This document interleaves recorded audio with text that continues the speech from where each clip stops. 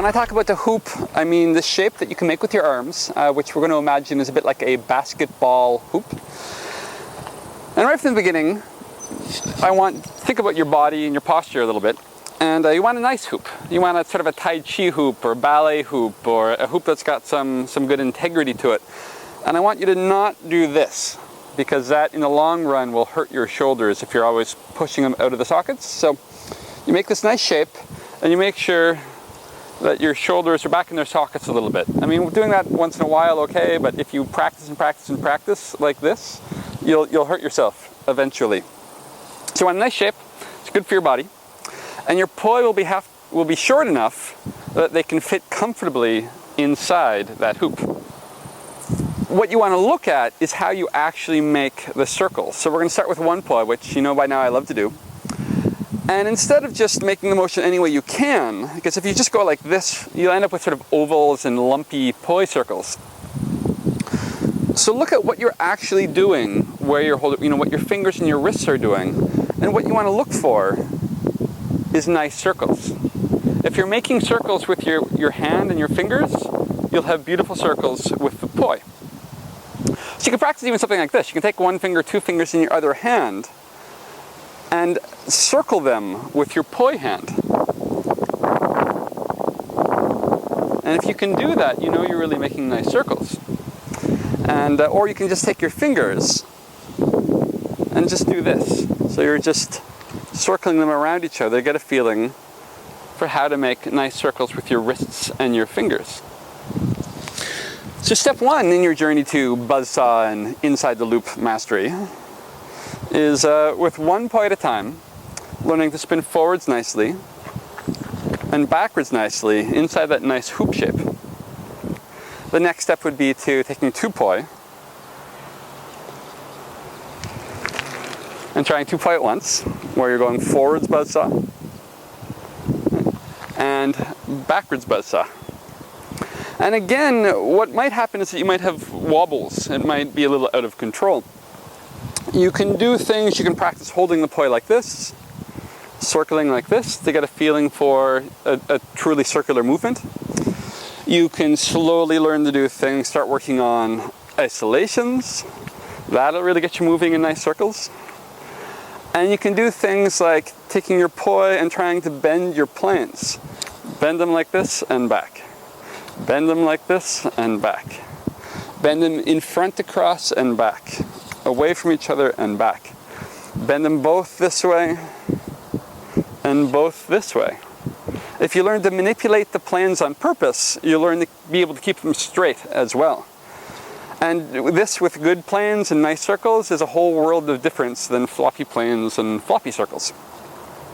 So then we again fast forward in time to where your forwards buzzsaw is really smooth and your backwards buzzsaw is really smooth. So the next thing would be to learn to turn between them. And for this, I'm going to get you to face the camera and we're going to mirror each other. So we're both going to turn to look that way. And what we're going to start with is forwards together. So your toes, kind of have your toes turned towards the screen. So it's easy for you to turn to go this way and turn to go this way again. What you'll notice is when you're going forwards, the poi is coming up through the hoop and it's falling down when it's away from the hoop. When you're going backwards, it's coming down through the hoop and it's coming up on the outside. So if you want to turn, you just can kind of follow your poi. If you're spinning forwards, you're about to turn right past the screen. You're just going to let the poi drop down when they're away from you. Follow it past your toes. It comes up the outside and falls down through the hoop. To turn back to your left, you let it come up the outside. You're going to follow it straight over the top and then up through the hoop. So it falls down, down through the hoop, over the top and up through the hoop. Right past your toes and down through the hoop. Right over the top and up through the hoop. And you just practice that till it flows. So once that's flowing, then we're going to do it in split time. And maybe we fast forward again. This is you coming back a week later. When you go to do it split time, really you just need to worry about the arm you're turning towards. So For me, it's my left arm. For you, you'd be turning towards your right arm. Let that arm lead to go past your toes and then down through the hoop. And then for this turn, it's my right arm, it's your left arm. You follow it over the top and up through the hoop. The other arm will hopefully just follow in its tail and do the same thing. If that doesn't work, you can start in the same time again. You know, if you've got this and this, and when you go to do it, just let the arm you're turning towards have a bit of a boost to fall a bit in the split time. And that can be a nice stepping stone to learn to do it split time.